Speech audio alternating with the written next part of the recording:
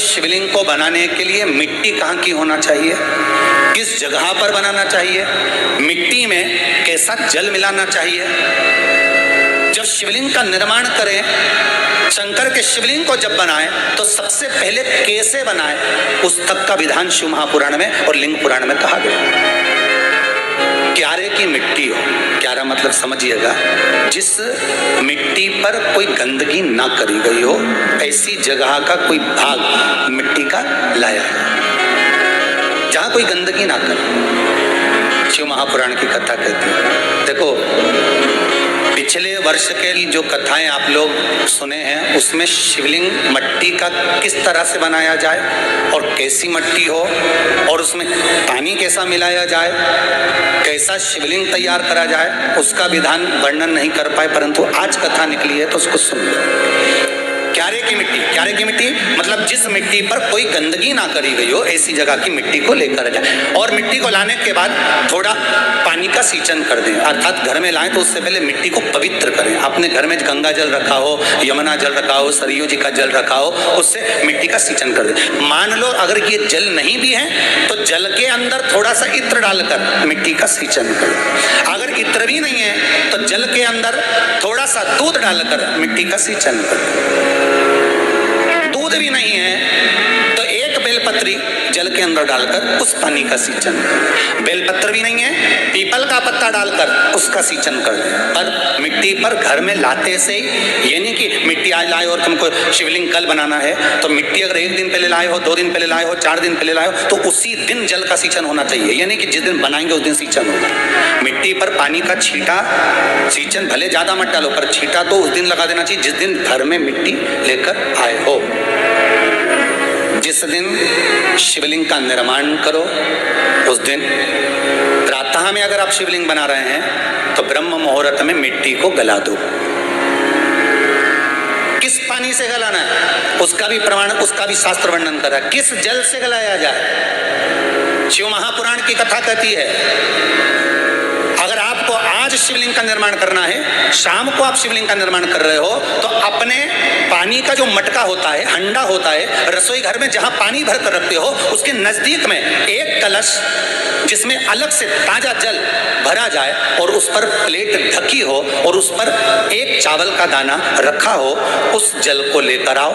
थोड़ी देर रखा रहे, आधा घंटा, 2 घंटा, 3 घंटा, 15 मिनट, 20 मिनट, पर वो पानी वहां रखा होना चाहिए। रसोई घर में अन्नपूर्णा का निवास होता है, परिंदे के पास पितरों का निवास होता है। अन्नपूर्णा, पितर सब रसोई घर के भीतर विराजमान होते हैं। शास्त्र कहता है 33 कोटि देवता एक समय के लिए, एक क्षण के लिए हमारे रसोई घर में प्रवेश करते हैं। इसलिए रसोई घर को तुम पूरे घर को स्वच्छ रखो ना रखो, पूरे घर को तुम साफ रखो ना रखो, पर रसोई घर एकदम क्लीन होना चाहिए, साफ होना चाहिए, स्वच्छ होना चाहिए। तो आज के जमाने में तो गिर गया, और पहले जब मिट्टी के चूल्हे होते थे, जब चूल्हा बंद होता था तो उसको गीला कर कर, गोबर को या पानी में उसको गीला कर कर, एक कपड़े को गीला कर कर पूरे चौके को, रसोई घर को पोंछा जाता था। मिट्टी का होता था वो, तो भी उसको पोता लगाते थे, पोंछते थे। तो पहला क्रम है पार्थिव शिवलिंग का निर्माण। सावन के महीने में अगर आप शिवलिंग बनाते हैं, सोमवार को शिवलिंग बनाते हैं, तो नियम ध्यान रखिएगा महाराज, लिंग पुराण से है ये, इसका नियम ध्यान रखिए। क्या करना है, मिट्टी को लाना है, जल का छींटा देना है, छींटा जरूर देना, घर में लेकर आए और जल का छींटा होना जरूरी है। 2 दिन तक, 3 दिन तक मिट्टी रखी हुई है और उसके बाद अगर आपने पानी का छींटा नहीं दिया है और आपने डायरेक्ट मिट्टी को गला दिया और उसके बाद बनाया, तो उसका कोई प्रमाण नहीं। जल का छींटा अवश्य, फिर उसको रख दें। 15 दिन बाद बनाओ, 4 दिन बाद बनाओ, 3 दिन बाद बनाओ, 2 दिन बाद बनाओ। शिवलिंग जब बनाओ तब उस मिट्टी को, जो कलश आपने रसोई घर में रखा है, चावल का दाना रखकर प्लेट के ऊपर, अर्थात उस कलश का जल उस मिट्टी में थोड़ा सा डालिए। क्यों डाला जाता है उसका भी भाव वर्णन किया है। अब भविष्य पुराण, स्कंद पुराण और अग्नि पुराण, इन तीनों से ले लिया गया, वर्णन किया गया। जब उस कलश का जल हम डालते हैं तो उस कलश में पितरों का भाव आ जाता है, अन्नपूर्णा का भाव हो जाता है, घर में लक्ष्मी का भाव हो जाता है, संपदा का भाव हो जाता है।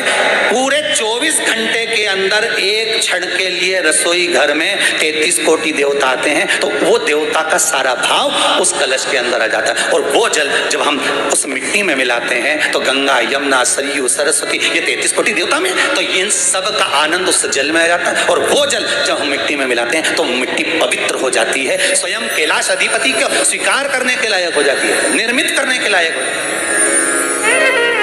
शिवलिंग का निर्माण। अब शिवलिंग का निर्माण कैसे करना? मिट्टी में गला दिया पानी में। सबसे पहले शिवलिंग बनाने से पहले पात्र जो होता है उसके नीचे एक बेलपत्र रखी जाती है। क्या रखना है? एक बेलपत्र। शंकर को झेलने के लिए कोई साधारण नहीं है पात्र जिसपे झेला जाए। स्वयं गंगा शिव की जटा में, और आप शंकर के शिवलिंग का निर्माण कर रहे हो, कोई साधारण नहीं हो सकता।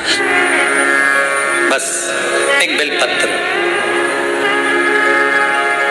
साधारण भाव में बेलपत्र भी सीधा भाग, और इस बेलपत्र की जो डंडी है वो उत्तर दिशा में रखना है थाली के अंतर्गत जब आप शिवलिंग का निर्माण करें।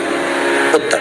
इसके ऊपर जो गलाई हुई मिट्टी है वो डाल दीजिए, और डालने के बाद सबसे पहले शिवलिंग का स्वरूप बनाना है। सबसे पहले नीचे की जलाधारी नहीं बनाना। क्या बनाना है? शिवलिंग का स्वरूप बनाना। बनाने के बाद उसी शिवलिंग के पास में और मिट्टी डाल लीजिए, फिर जलाधारी का निर्माण करें। फिर जलाधारी, शिवलिंग, जलाधारी निर्मित हो गई।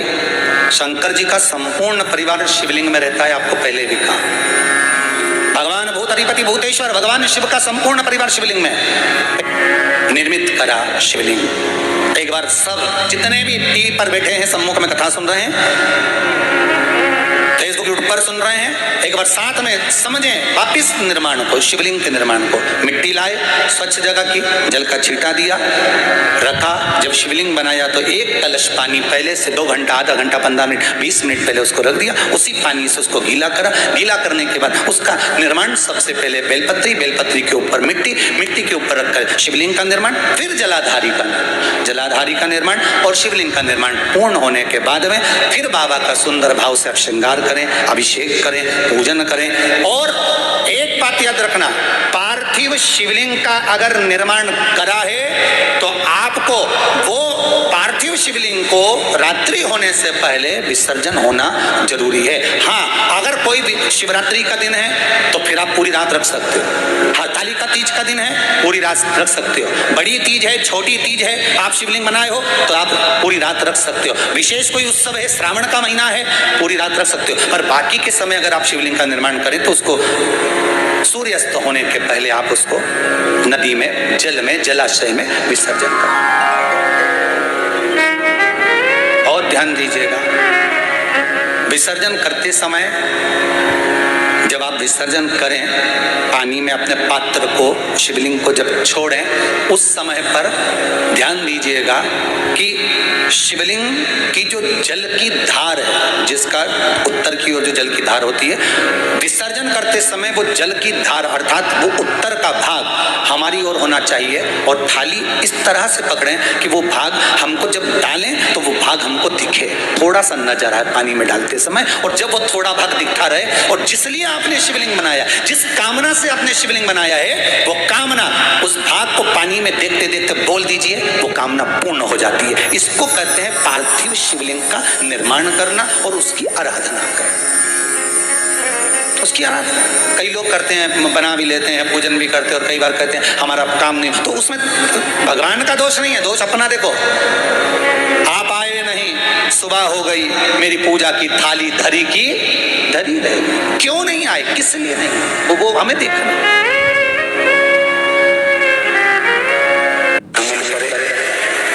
पार्थिव शिवलिंग का निर्माण ब्राह्मण श्वेत मिट्टी का बनाया, वैश्य पीली मिट्टी का शिवलिंग बनाया, क्षत्रिय लाल मिट्टी का शिवलिंग बनाया, शूद्र काली मिट्टी का शिवलिंग बनाया। अगर मिट्टी नहीं मिलती है तो तुम्हारे गमले में जो भी मिट्टी हो, वो जिस कलर की हो, उस कलर का शिवलिंग का निर्माण करो। और शिव की अर्चना, शिव की आराधना अवश्य करके को बनाने के लिए मिट्टी कहाँ की होना चाहिए, किस जगह पर बनाना चाहिए, मिट्टी में कैसा जल मिलाना चाहिए। जब शिवलिंग का निर्माण करें, शंकर के शिवलिंग को जब बनाएं तो सबसे पहले कैसे बनाएं, उस तक का विधान शिव महापुराण में और लिंग पुराण में कहा गया। क्यारे की मिट्टी हो, क्यारा मतलब समझिएगा। श्री शिवाय नमस्तभ्यम। दोस्तों, हर हर महादेव। भोलेनाथ आपकी हर इच्छा पूरी करे। फ्रेंड, आपको ये वीडियो कैसी लगी? अच्छी लगी हो तो फ्रेंड लाइक कमेंट और शेयर करें, एक दूसरे को जानकारी दें और भोलेनाथ आपकी हर इच्छा पूरी करेंगे। जय भोलेनाथ, जय हर हर महादेव।